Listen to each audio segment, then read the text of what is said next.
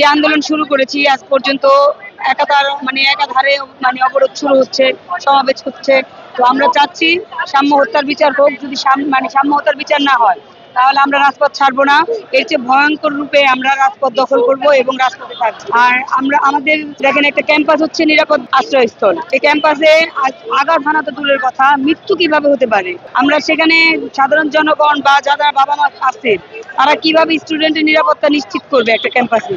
এভাবে হত্যা হয়ে গেল, কিন্তু বিসির কোনো প্রতিক্রিয়া আমরা দেখতেছি না।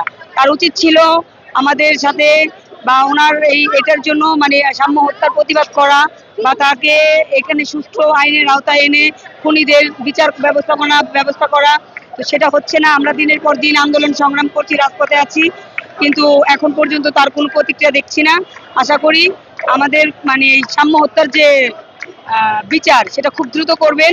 আর যদি না করে তাহলে আমরা ভবিষ্যতে আগামীতে আরো ভয়ঙ্কর ভাবে আমরা রাজপথে আন্দোলন সংগ্রাম শুরু করছি। যে আমরা কেন, এটা সাধারণ জনগণও সেটাই চায় যে এরকম নিত্যজনক ঘটনা যেন আর না ঘটে।